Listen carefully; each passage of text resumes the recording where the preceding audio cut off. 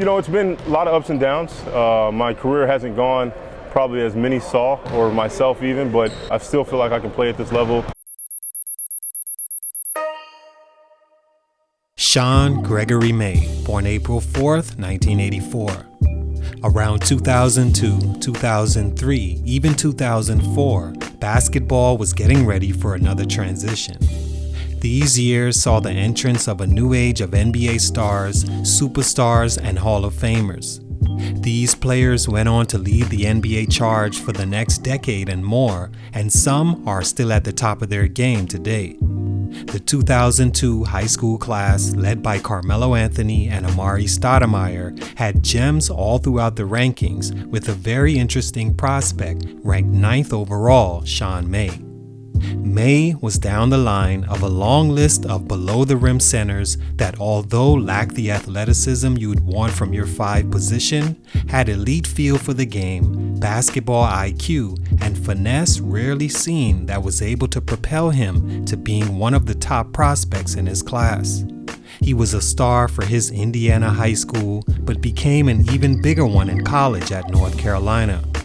Over his 3 years in Chapel Hill, May couldn't have had things turn out any better. Leaving school a champion and MVP of the tournament, he placed himself in the middle of the mix of potential lottery picks that could again become one of the faces of a new generation. Drafting a center, it's one of the toughest decisions I'm sure an NBA franchise has to make, because there's so much that goes into selecting the right one.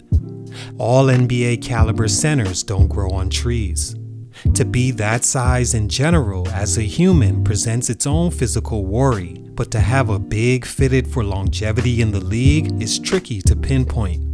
The Charlotte Bobcats in 2005 were certain they had their guy late in the lottery, as they chose him with their second pick of the top 14, teaming him with his college point guard Raymond Felton. Things couldn't have worked out better for May.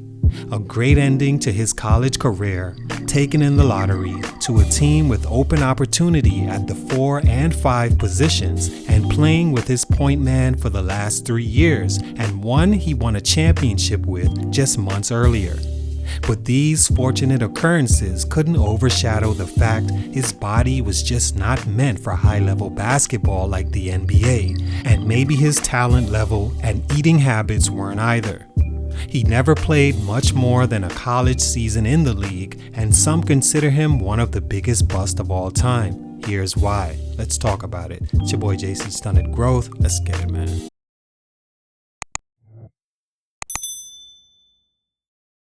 Sean May was a 6'9" center born in Chicago, Illinois, but grew up and played his high school basketball as a star for his Bloomington High School North Cougars, along with Jared Jeffries. He was a 3-time All-State selection and McDonald's All-American, teaming up with future college teammates Raymond Felton and Rashard McCants. He was ranked in the top 10 leaving high school. He was also expected to attend in-state Indiana like his father, who won a championship with the undefeated Hoosiers in the mid-70s and became the Player of the Year in college the very same year. His older brother also attended Indiana and played for the Hoosiers and made the national championship game in 2002. Sean decided on going to North Carolina, teaming up with a star-studded freshman class that would eventually lead the Tar Heels to a national championship in 2005. Stunt number 1, May's weight and work ethic. Knees are good.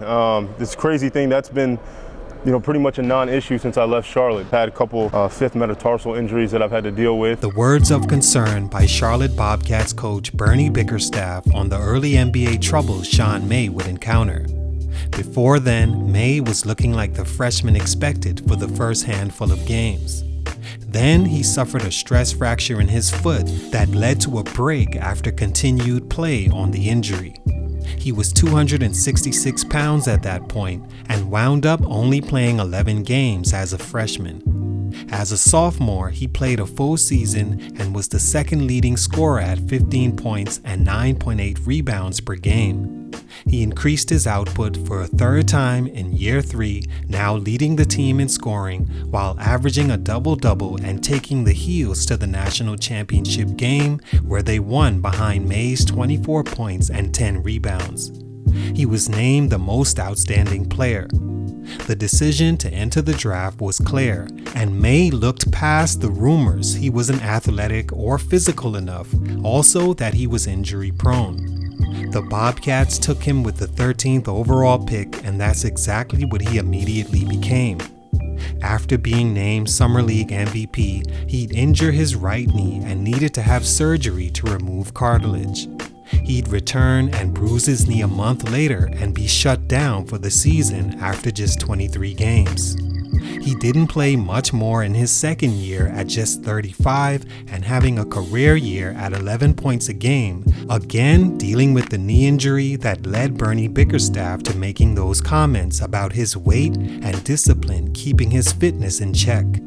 He'd missed the entire 2007-2008 season, recovering from microfracture surgery on the same right knee, the result of too many bone bruises due to lack of cartilage.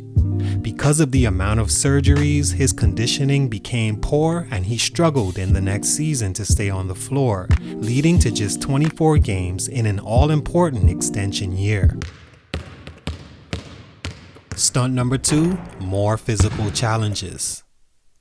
Weight and health issues weren't the only problems for Sean May in the NBA. He also saw a bit of struggles because, in my opinion, he was in the wrong position because of his height disadvantages on that level. In high school and college, he got away with being an undersized and an unathletic 6'9" center because on those levels, you're either a rare player at that size in high school, where most of the players won't play Division I basketball, much less make it to the league, or you've selected your college carefully and will be given every opportunity to succeed with your skill set through plays called for you again and again on a team built for your success. These things cloud the player you really are. Then when you get to the NBA, you see that not only are there equally as talented players, but for the first time, taller than you and more athletic. You're faced with your first real opportunity to adjust. This, along with his pre-existing injuries, either didn't allow him to stay on the floor or perform well against that level of talent, and he didn't see close to the success he saw in college. I don't think it does yourself, you do yourself any service. You look back and say, what if? It's what happened. It's what I had to deal with. Because of that, a lot of other things happened. Stunt number 3, continued inability. The final growth stunt for Sean May is one you never like to see. It's one thing to get injured or be out of position compared to the players on your level, but it's another to be what they deem injury prone. Sean May be the poster child for injury prone as we know it today. The former North Carolina star never played at least 40 games in the NBA in any of his 5 seasons. After Charlotte decided not to extend his rookie deal, he was signed by the Sacramento Kings for 1 year, contingent on him being in shape at the beginning of the season.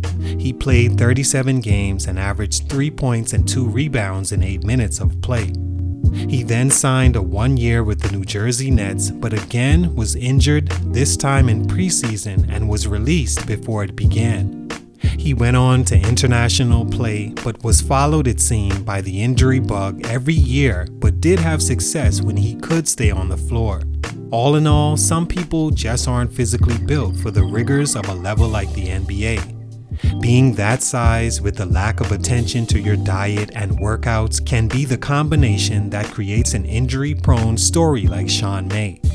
The pros of being that size are endless, and some players only get to that level because of said size. But when it doesn't work in your favor, it can be a very difficult journey for a basketball player.